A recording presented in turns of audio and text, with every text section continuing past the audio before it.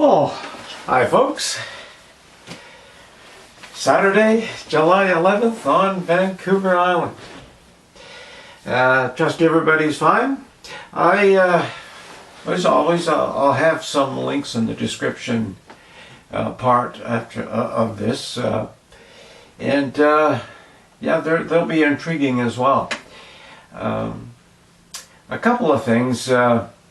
I'm thinking the more I'm sort of watching and reading things, with the realization, unless you wake up in the morning and fall asleep at night with CNN or any other mainstream media, you're probably coming to a similar conclusion, that it looks as though there has to be politicians, bureaucrats, and corporate entities involved in what's happening in England, United States, and Canada.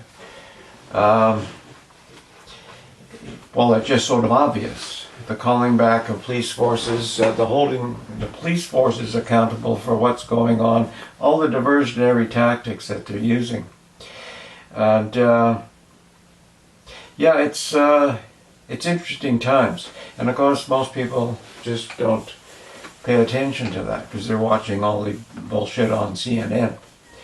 And it's interesting, it's easy to miss things. It's easy to miss things and forget things.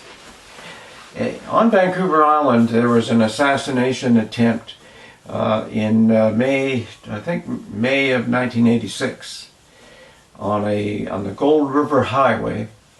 An Indian cabinet minister was going to, on a private visit, going to attend a wedding of a relative. And he was ambushed on the highway. An interesting sideline to that: the information about the crime was sort of forwarded to some police departments, but it was the weekend and they didn't get the message thoroughly until Monday. But fortunately, he survived. He was shot 3 or 4 times. Survived and was later killed in India, and it was by the SFJ, the Sikhs for Justice. And back in that time, they were trying to get Punjab turned back into Khalistan, and that's all sort of documented. You can sort of double check that, and there was all sorts of things going on. Actually, previous to the assassination attempt. On June 23rd, 1985, an Air Canada plane was exploded over the Atlantic. And that was traced back to a gentleman out of Duncan on Vancouver Island. And I think he was eventually charged, but there was a lot of kerfuffle. I had no actual proof. He had got a brief, there was they surmised it was a briefcase that was put on the plane by a gentleman who wasn't on the plane, and he had convinced one of the people at the airport to put this briefcase on for him, and he was going to catch another flight and pick up his briefcase. And they surmised that's how it happened. In case people remember probably the plane crash, because a lot of people were killed. It's one of the biggest disasters like that in Canadian history. And but the Gold River one, I talked to a lot of people on the island, and most people aren't familiar with that. And that happened on May 25th, 1986, I believe. And it's interesting, that whole Khalistan thing.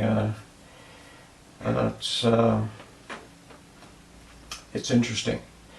There's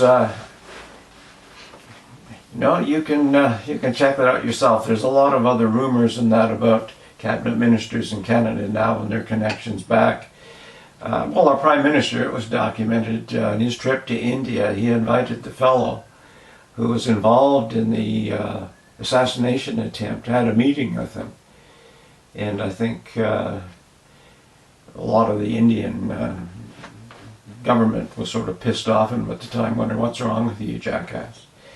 Yeah, but Trudeau does stupid things, does stupid things.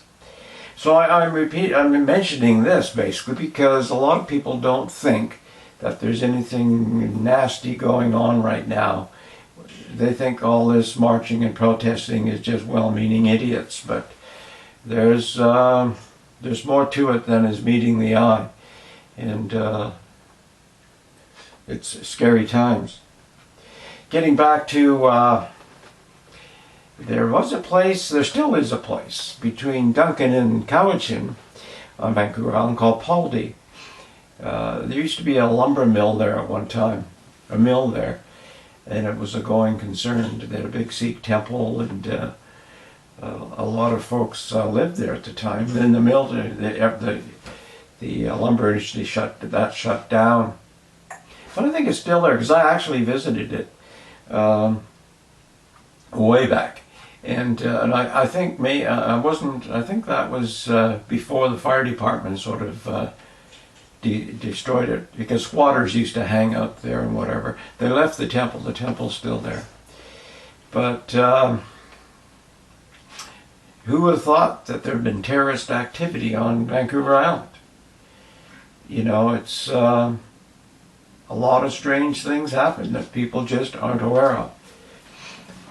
So, as we look at the tale of three countries, England, Canada, and the United States, all that is going on right now, it's hard to imagine it going on without, like I say, not all politicians, but there's some politicians involved or facilitating what's happening. There's bureaucrats doing the same, whether attorney generals or whatever they're doing. Somebody is mayors and other bureaucrats. You just have to really sort of stand back and look what's going on. And when people call off police forces, allow armed individuals to sort of run part of their city, there's something dastardly going on. And it's not going to be to our benefit. And I think if people don't really wake up and call them on it, like the group of writers and who have recently, including J.K. Rowling, who have recently signed a petition to look, all this political BS, all this woke thing, let's sort of stop now before it gets too crazy. It's already over the edge. You know, it's it's nuts, totally nuts. But anyway, I'll put some links in the section, the description section, and tale of three countries, and there's more involved, but I won't put any links to the assassination attempt, and that you can just Google that, and assassination attempt on the Gold River Highway. You'll get all kinds of information. And I'm not sure what his name is. The minister in question was Malakat Singh Sidhu, I believe. Malakat Singh Sidhu. So if you just sort of Google that, you'd get all that information. And I'm thinking it was Sidhu. I'm just going by, but I think that's what it was. Anyway, excuse me. Anyway, bye for now. Have a good weekend, if you so wish, and we'll chat to you tomorrow. Bye for now.